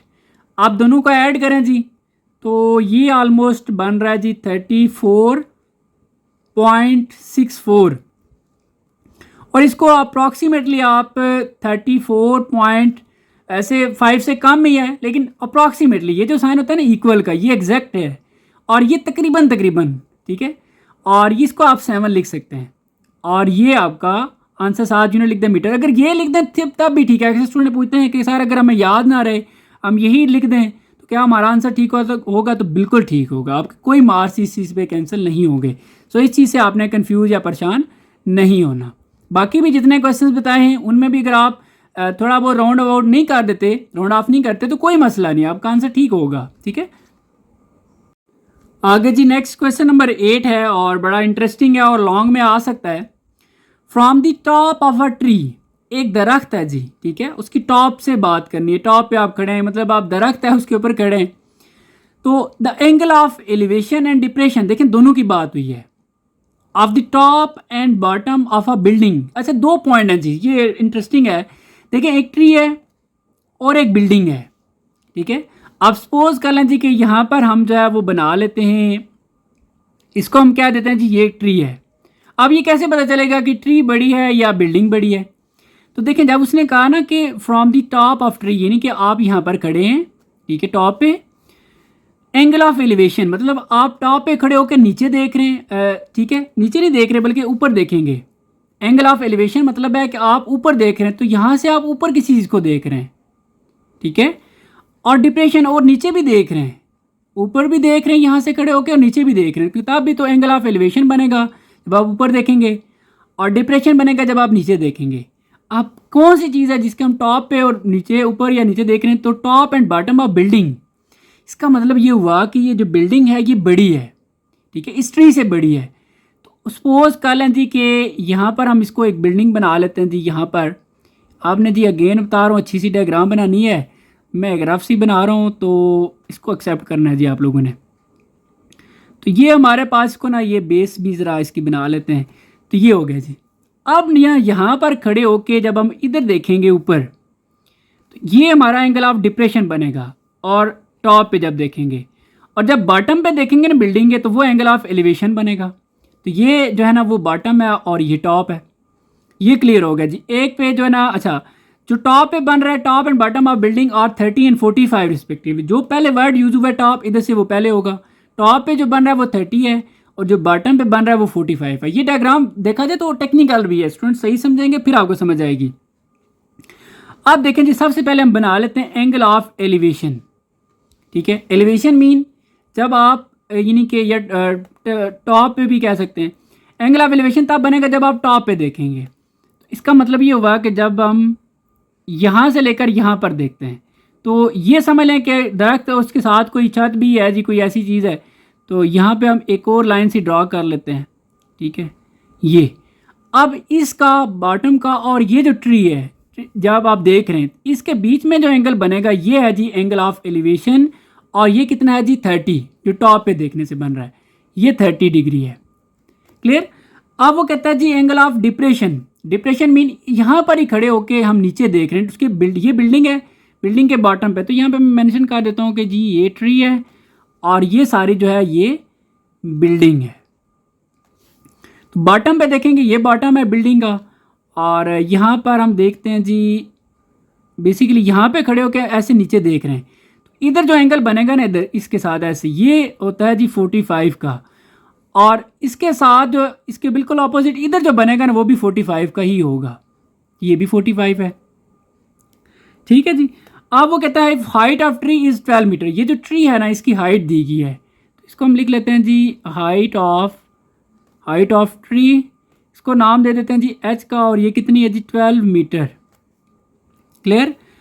Find height of building. ये जो बिल्डिंग है ना इसकी हाइट फाइंड करनी है। ठीक है, सारे की। And the distance between tree and building. ये ट्री और इस बिल्डिंग के बीच में जो डिस्टेंस है ये भी हमने फाइंड करना है। इसको हम नाम दे देते हैं जी एक्स का, और ये हमने फाइंड करना है। दूसरा ये भी हमने फाइंड करना। 2 टारगेट है जी हमारे। अच्छा, एक चीज़ ज़रा समझने वाली है। देखें, अगर ये आपके पास 12 है, इसके बिल्कुल सामने जो साइड है वो भी 12 होगी। ठीक है, क्योंकि ये एक शेप भी ऐसी बन रही है, तो इसको हम कह सकते हैं कि अगर ये 12 है तो ये भी एक रेक्टेंगल भी आप कह सकते हैं कि अगर ये 12 है तो इसके सामने वाली साइड भी क्या होगी 12 मीटर होगी। लेकिन ये सारी नहीं है, यहाँ से लेकर यहाँ तक है, ये 12 है। और एक और बात, अगर ये x है और ये भी क्या होगी x होगी, ये हम चलें बाद में बात कर लेते हैं। अब हम इसको कोई नाम वगैरह दे देते हैं। तो इसको हम कह देते हैं जी a, इस पॉइंट को b, और इस पॉइंट को c, और इसको d, और इसको e आप कह दें। ठीक हो गया जी। तो यहाँ पर भी बेसिकली 2 ट्राइंगल ही बन रही हैं। टारगेट हमारा x है, इसके लिए हम जो है ना ट्राइंगल यूज़ करेंगे ये वाली c, d और e। ये आप देखते हैं इंशाल्लाह आपको समझ आ जाएगी। तो सबसे पहले मैं बना लेता हूँ जी ट्राइंगल सी डी और ई। इस ट्राइंगल की बात हो रही है सी डी ई की। इसके अंदर एक तो परपेंडिकुलर है, दूसरा बेस है, तो tan यूज़ होगा। तो यहाँ पर लिख लिया जी हमने tan theta is equal to perpendicular divide by base. और tan थीटा आपके पास कितना है जी इस ट्राइंगल के अंदर? इस ट्राइंगल के अंदर थीटा जो है वो 45 है, तो ये 45 डिग्री। परपेंडिकुलर इस ट्राइंगल का देखें तो डी से लेकर ई तक, डी ई, और बेस जो है वो सी डी है, सी डी आ जाएगा। अब tan 45 इक्वल होता है 1 के, डी ई जो है वो इक्वल है जी फर्दर आगे एच के, और सी डी जो है वो इक्वल है एक्स के। एच चूँकि आगे हमें पता है जो कि इक्वल है 12 के, और एक्स हमें नहीं पता, और ये 1, ये इधर आ जाएगा और ये इधर आ जाएगा। तो अब यूँ भी कह सकते हैं क्योंकि 1 है ना, फिर कोई मसला नहीं, एक्स के साथ ये एक्स ही हो जाएगा और ये 12 आ जाएगा। तो ये आपके पास x इज इक्वल टू 12। अब यूनिट यूज़ हुआ था जी इसमें मीटर, तो ये आप मीटर इसको कह सकते हैं। अच्छा देखें जी, ये आपके पास जो चीज़ फाइंड हुई है ना, ये आपका एक क्वेश्चन था कि C से लेकर D तक। बेसिकली C जो है, ये जो पॉइंट है D, ये दरख्त है, ट्री है, और ये बिल्डिंग की जो है बेस है। इन दोनों के बीच में डिस्टेंस कितना है? वो 12 मीटर है। ये हमने फाइंड करना था। Distance between tree and building ये हमारा कितना होगा जी 12 मीटर। आप लिख दें बेशक यहाँ पे कि distance between tree and building is x and which is equal to 12 metre. तो ये डिस्टेंस क्लियर हो गया जी कि उस दरख्त और बिल्डिंग के बीच में डिस्टेंस कितना है, वो 12 मीटर का है। अब नेक्स्ट हमारा टारगेट है जी कि उस बिल्डिंग की हाइट फाइंड करनी है, हाइट ऑफ बिल्डिंग। इसमें एक हिस्सा तो हमें पता है 12 है, लेकिन प्रॉब्लम है ये नहीं पता, इसको हम y कह देते हैं क्योंकि x हमने यूज़ कर लिया, ये हम फाइंड कर लेते हैं। हमने ये y फाइंड करना चाहिए। अगर y पता चल जाएगा, y में 12 ऐड करेंगे तो हमारा जो है ना वो उसकी बिल्डिंग की जो हाइट है वो पता चल जाएगी। तो इसका मतलब है y फाइंड करने के लिए हम अगर ये ट्राइंगल यूज़ करें, a BE, ये छोटी वाली, ठीक है, क्योंकि हमारा टारगेट ये है ना, इसलिए इसके लिहाज से जो ट्राइंगल बन रही है वो AB और E है।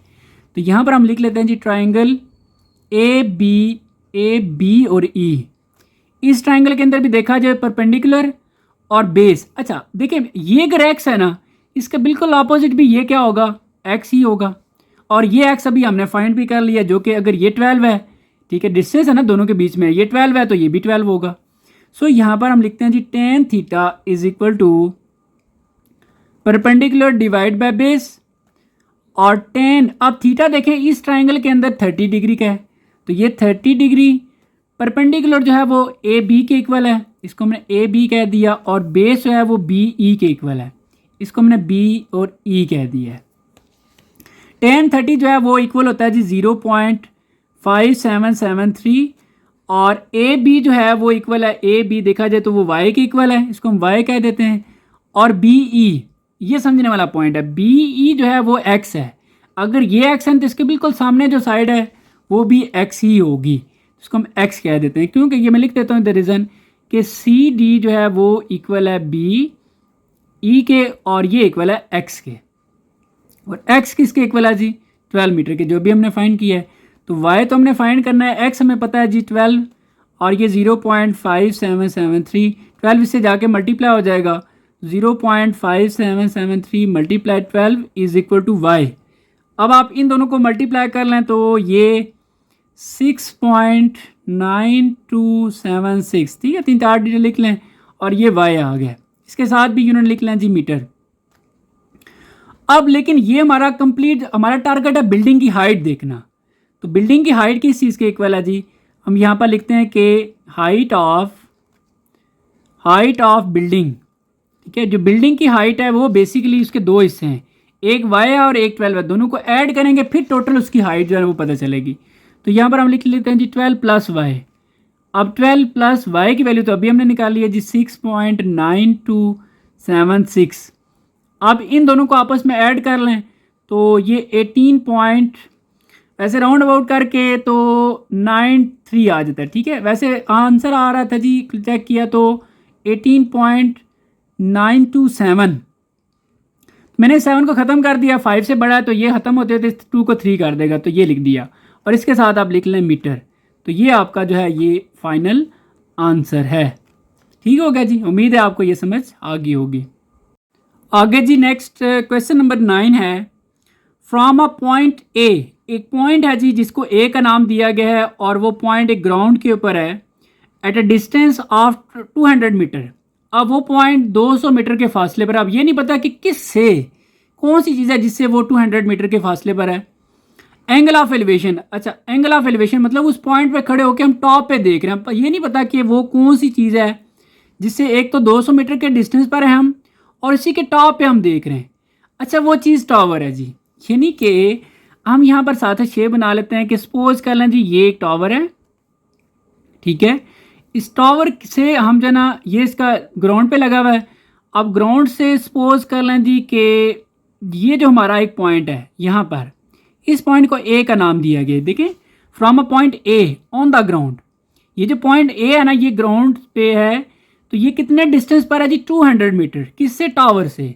तो ये टावर है और ये पॉइंट है, इन दोनों के बीच में जो टोटल डिस्टेंस है ना वो ये सारा अगर हम देखें तो ये हमारे पास 200 मीटर है। क्लियर। अच्छा फिर वो कहता है एंगल ऑफ एलिवेशन, मतलब इस पॉइंट पे खड़े होके हम टॉप पे देख रहे हैं, अभी तो एंगल ऑफ एलिवेशन बनता है टॉप पे किसके, टावर के, इज अल्फा। अब जब हम देखेंगे जी इस टावर के टॉप पे, ठीक है ऐसे, तो यहाँ पर जो एंगल बनेगा वो है जी अल्फा, ठीक है। There is another point B, एक और पॉइंट है जी बी, अब हमें ये नहीं पता कि वो कहाँ पर है तो वो इसी ग्राउंड के ऊपर ही 80 metre near to the tower, यानी कि पहले आप यहाँ पर खड़े हैं, अब आपने किस तरफ जाना है जी, नियर टू टावर, टावर की तरफ, यानी कि आपने यहाँ से आगे मूव करना है, कितना, कहाँ तक, 280 मीटर तक। अब ये पॉइंट भी समझने वाला है, स्टूडेंट यहाँ पे कंफ्यूज हो जाते हैं कि अब मैं लिख के बताता हूँ। ये हमारे पास जो पॉइंट है ना जी, यहाँ पर बी है, एक और पॉइंट बी था, और इसका जो डिस्टेंस है जी वो 80 मीटर यहाँ से लेकर यहाँ तक। अच्छा अक्सर स्टूडेंट क्या करते हैं, वो जब उन्हें पता चलता है ना जी कि अच्छा ये 80 मीटर है और बी पॉइंट है और उसका टावर से 80 है, वो टावर से लेकर यहाँ यहाँ तक 80 कर लेते हैं। जबकि ये पॉइंट समझने वाला ये वर्ड जो नियरर है, पहले देखें आप ए पॉइंट पे खड़े हैं, फिर वो कहता है there is another point B 80 metre nearer to tower, यानी कि आपने यहाँ से जब मूव करना है किसकी तरफ, टावर की तरफ, नियरर टू टावर। कितना मूव करके जाएंगे 80, तो यहाँ से लेकर यहाँ तक ये 80 है, क्लियर। और ये पॉइंट बी है।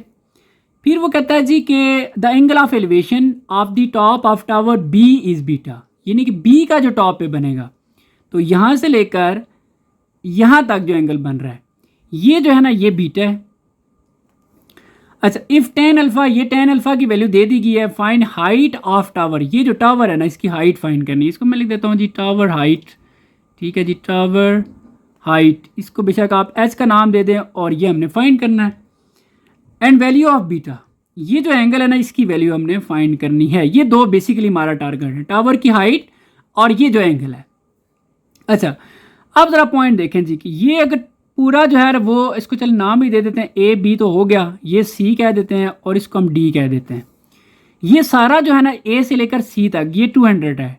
अब 200 में से अगर हम 80 वाला हिस्सा निकाल दें तो बाकी कौन सा रह जाता है, ये वाला। तो इसका मतलब है 200 में से 80 माइनस करेंगे तो ये जो बाकी आएगा वो 180 आता है, तो 180 ये वाला होगा, क्लियर।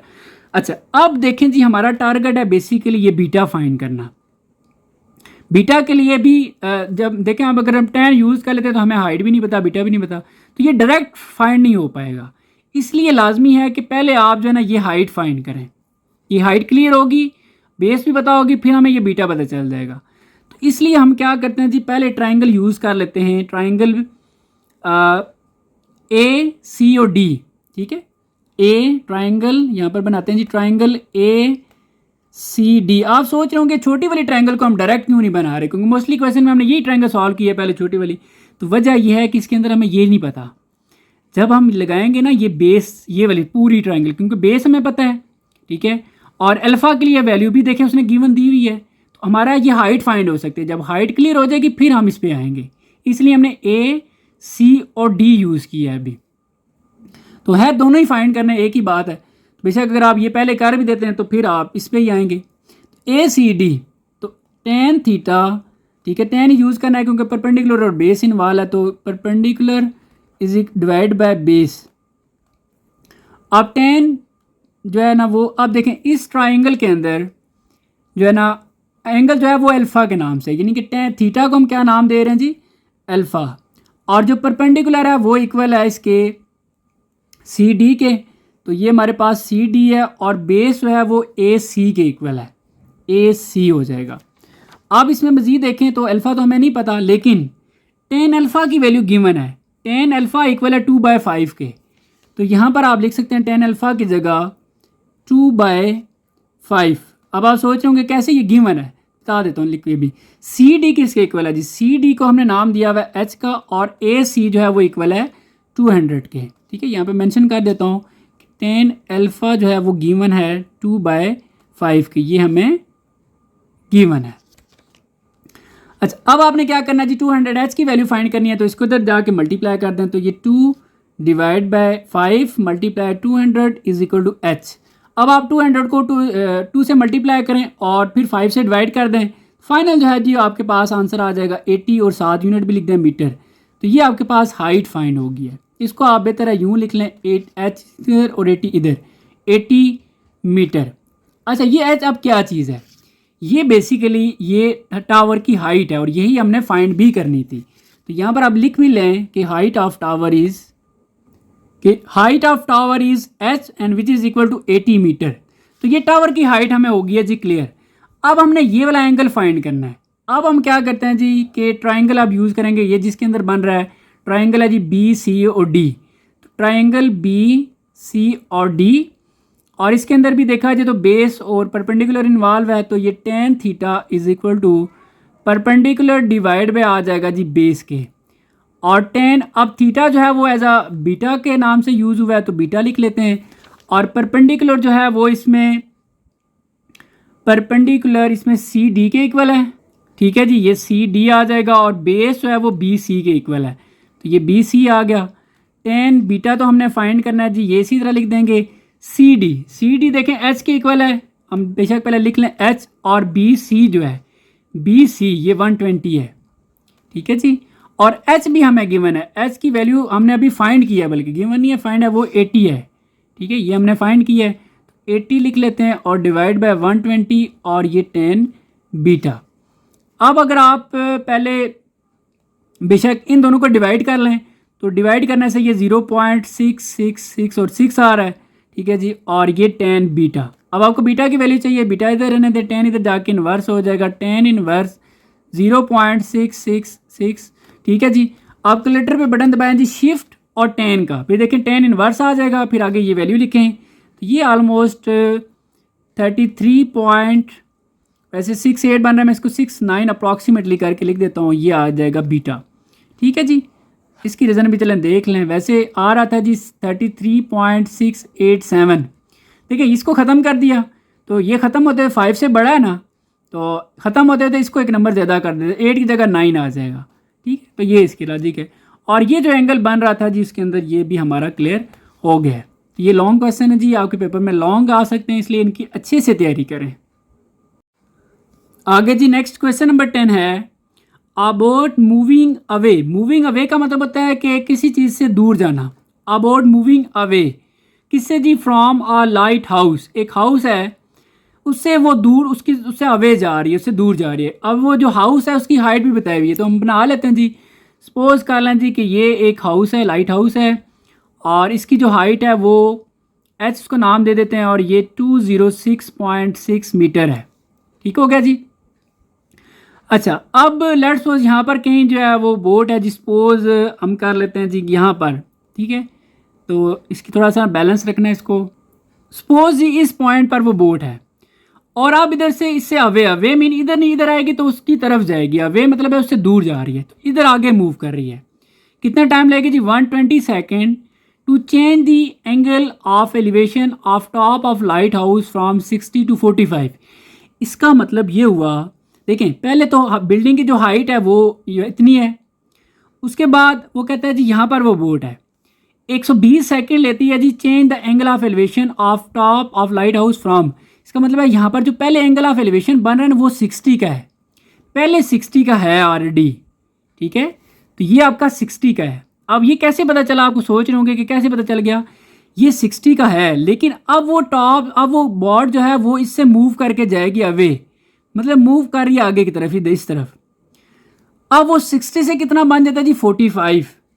अब यानी कि यहाँ से अगर यहाँ तक बनाएं, अब इस पॉइंट से इस पॉइंट तक ये जो एंगल बन रहा है ना जी, ये हमारे पास 45 का हो गया। पहले 60 का था, यहाँ पे बोट खड़ी थी, उसने जब मूव किया वे यानी कि इस तरफ, तो ये 60 से 45 हो गया, क्लियर। और यहाँ से लेकर यहाँ तक जितना टाइम लगा वो कितना लगा? 120 सेकेंड का। चलें थोड़ा सा डाटा साथ लिख लेते हैं, ये चलें इसको पहले नाम दे देते हैं जी, बाकी कर लेते हैं। तो सपोज कर लें जी कि इसको नाम दे देते हैं ए का, इसको बी का, सी और डी, ठीक है। और ये हाइट शेड वगैरह गिवन है। अब बेसिकली जो हमने फाइंड करना है ना वो स्पीड ऑफ बोट, यानी कि यहाँ से लेकर यहाँ तक उसने कितना स्पीड, कितनी स्पीड से उसने मूव किया। तो स्पीड तब आएगी जब डिस्टेंस पता चलेगा। तो इसको हम नाम दे देते हैं जी एक्स का, यहाँ से लेकर यहाँ तक, और यहाँ से लेकर यहाँ तक इसको वाई कह देते हैं। ये क्यों कहा आपको भी समझ आ जाएगी। पहले डाटा लिख लेते हैं जी, ठीक है। ये देखें हाइट ऑफ हाउस जिसको हमने एच का नाम दिया है, और ये 206.6 मीटर है। फिर टाइम बताया था जिसने 120 सेकेंड का, टी टाइम को हम टी से रिप्रेजेंट करेंगे और ये 120 सेकेंड है। और स्पीड हमने उसको वी से रिप्रेजेंट करेंगे और ये हमने फाइंड करनी है। अच्छा देखिए जी, स्पीड का एक फार्मूला होता है, स्पीड का फार्मूला होता है v is equal to S over T. T से मराद टाइम है और एस से मराद डिस्टेंस है। अब जब ये स्पीड हमने यहाँ से लेकर यहाँ तक देखनी है ना, इसका मतलब है हमें पहले यहाँ से लेकर यहाँ तक डिस्टेंस पता होना चाहिए। टाइम तो उसने बता दिया जी कि वो 120 सेकेंड ले रहा है, लेकिन डिस्टेंस हमें नहीं पता।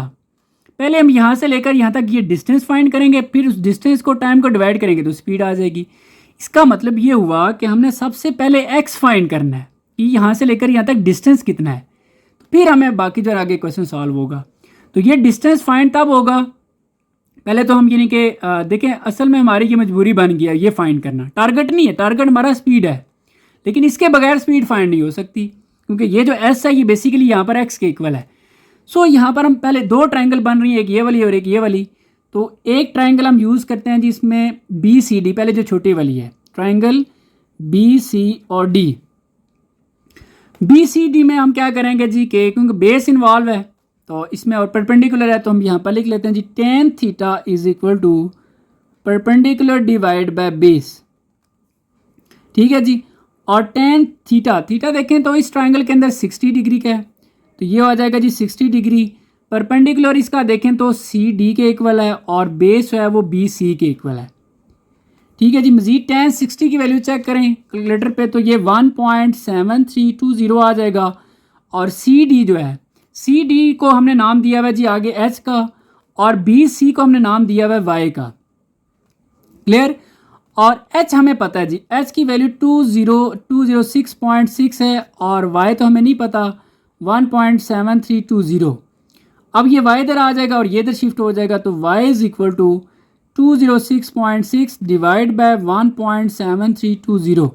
आप दोनों को डिवाइड कर लें जी तो ये 119.28, क्योंकि ये डिस्टेंस है मीटर आ गया।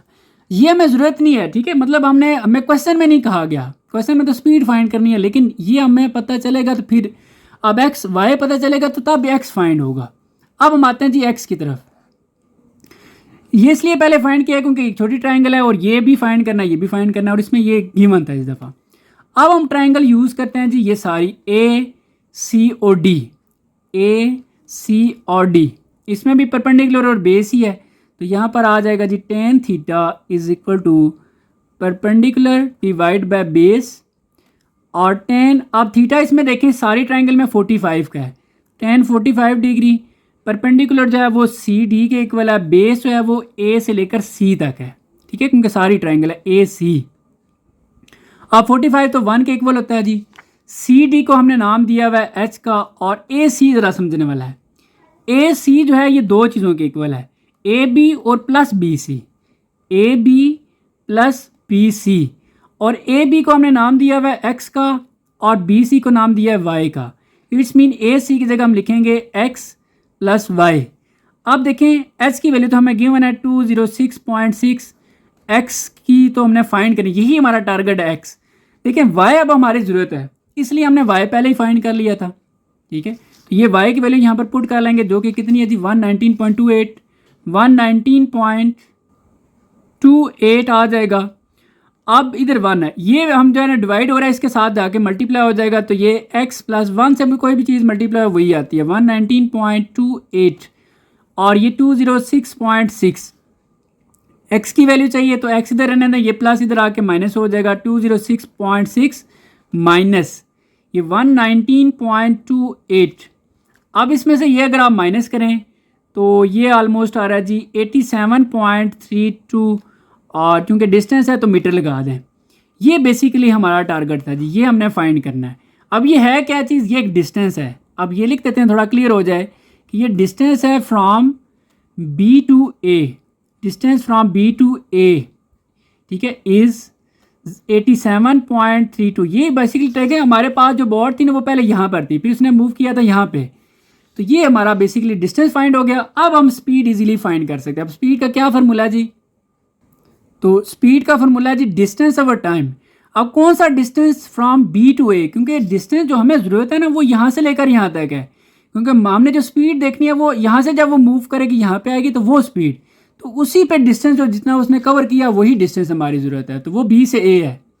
अब डिस्टेंस बी टू ए हमारे में पता चल गया वो 87.32 है जी। और डिवाइड बाय टाइम भी हमें पता है 120 सेकंड का उसने लिया था। अब इन दोनों को अगर आप डिवाइड करें तो ये ऑलमोस्ट 0.7 राउंड ऑफ करके ना 73 बन रहा है, वैसे आ रहा है जी 0.727। तो ये 5 से बड़ा है तो इसको ख़त्म कर दें, ये 2 से 3 कर दें तो ये आ जाएगा। स्पीड को हम रिप्रेजेंट करते हैं जी v से, और स्पीड का यूनिट होता है जी मीटर पर सेकंड। देखिए ये डिस्टेंस है, डिस्टेंस का यूनिट मीटर, और ये टाइम है, टाइम का सेकंड, मीटर पर सेकंड इसको पढ़ते हैं। और ये आपका जो है वो फाइनल आंसर भी है। तो यहाँ पर जी आपकी ये एक्सरसाइज कंप्लीट हो जाती है। और दो चीज़ के पढ़ाते हुए कोई चीज़ आपको बुरी लगी है तो मैं आपसे माजरत चाहता हूँ जी। बाकी अगर आप चीज़ें समझ आ जाएं, जो स्टूडेंट्स इस चैनल पर नए हैं और सब्सक्राइब नहीं किया हुआ, सब्सक्राइब करके फजल एकेडमी का हिस्सा बने और कमेंट्स करके लाजमी बताना जी चीज़ें समझ आई हैं या नहीं आई। बाकी जी अपना बहुत सारा ख्याल रखिएगा। अल्लाह हाफिज़।